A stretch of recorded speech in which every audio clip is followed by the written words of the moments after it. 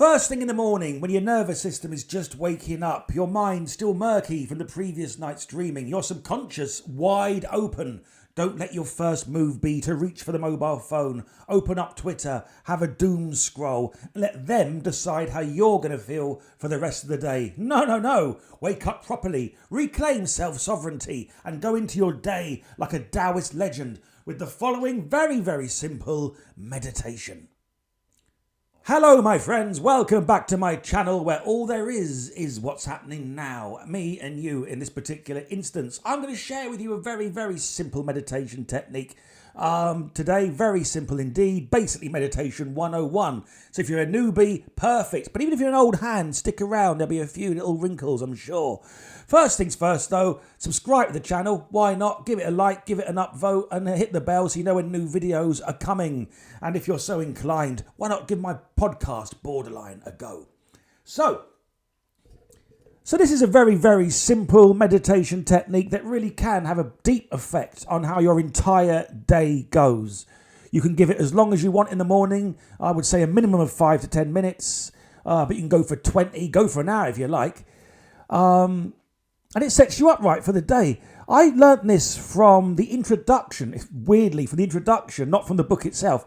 The introduction to Harold Camp's book, Change Your Life with Accelerated Visualization. Oh, there's a title. I know, it sounds utter shit, but it's actually a really good book. It deals with the alpha level of mind, how to get there. Very similar to the Silver Method. I actually preferred it to the Silver Method, to be honest. Well worth investigating as a book, but this method's got nothing to do with any of that. This came from Colin Wilson, who wrote the introduction to the book. And at the time of reading the book, I'm going back, God, I read this book first when I was 15, so however many years that is. A lot. A lady never tells her age.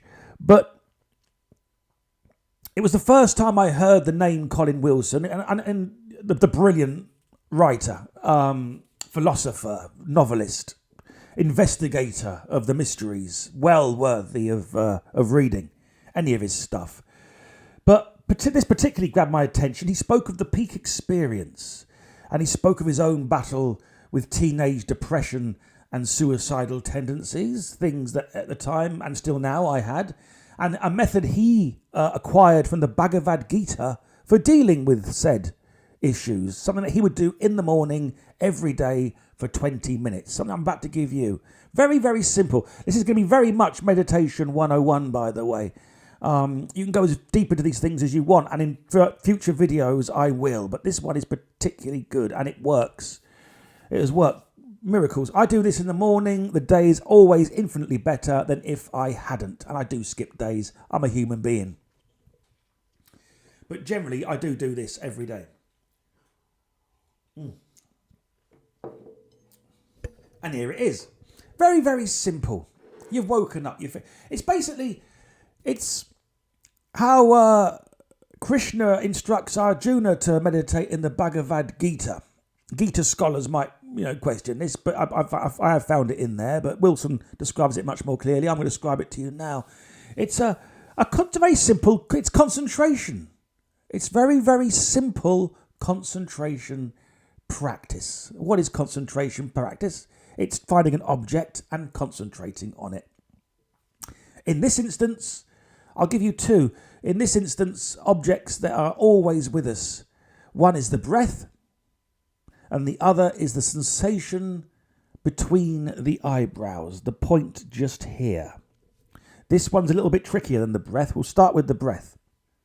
So in the morning, you've just woken up, your mouth's as dry as the Gobi Desert, your back probably hurts, your neck wants a crack, your bladder's full, and if it's anything like mine, feels like a monkey's fist. Do not ask me how I know. So you wake up, the first thing you do is take care of your discomfort. Go to the loo, give your little neck a stretch, but then if you want to, hop back into bed. Now, this is what you do then. You've taken care of what needs to be done. You haven't touched your phone. You haven't touched the news. You haven't touched the telly, the radio.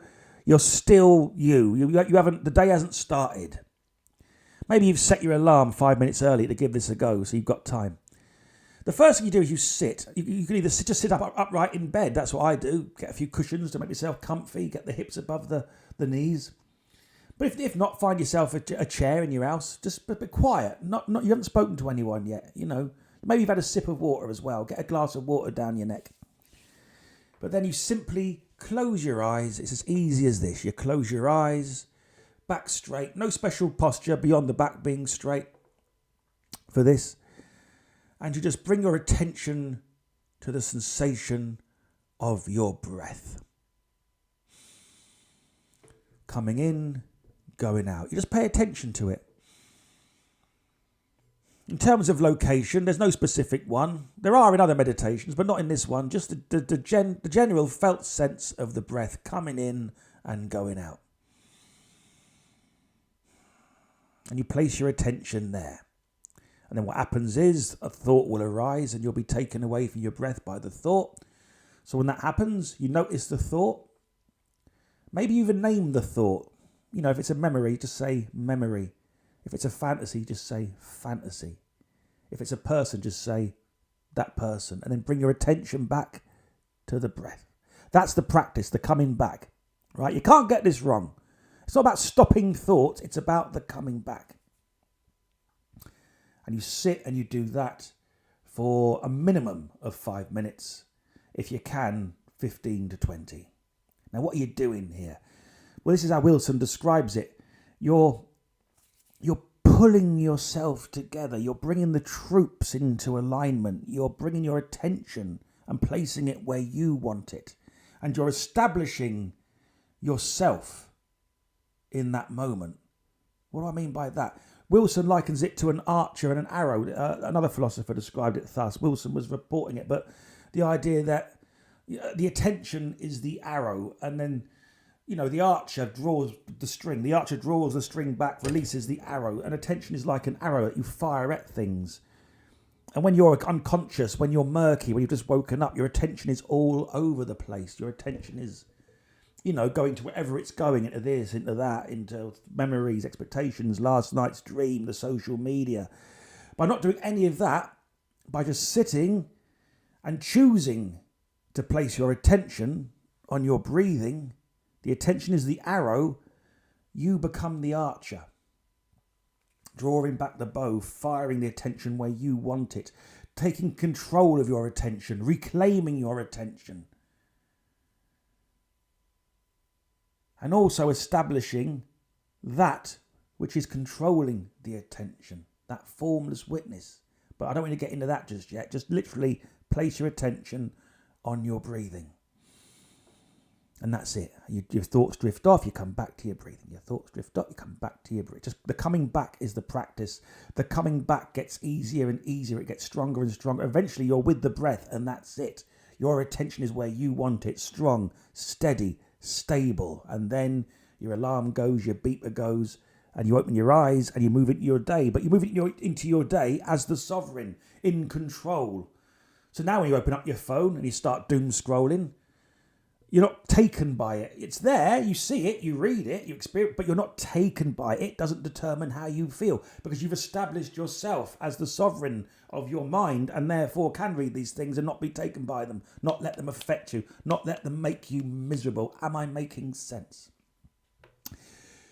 The other object I did mention to concentrate on, it's slightly trickier. If you're new to all this sort of thing, start with the breath, move to this after a couple of weeks. If you're an old hand, give this a go. Instead of focusing on the breath, focus on the breath, but imagine it's coming in and out of this point here. Focus your attention here between the eyebrows and a little ways back, right there. The third eye, if you will.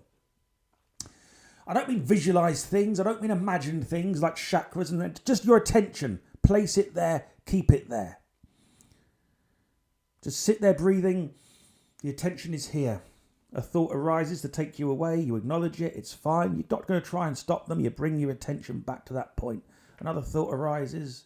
You notice it. It comes, it goes. You bring your attention back to that point. Always bringing the attention back to the chosen object of concentration. And give it 5 to 10 minutes, minimum 20 minutes if you can. Trust me on this. Give it a good go. Give it a week of this.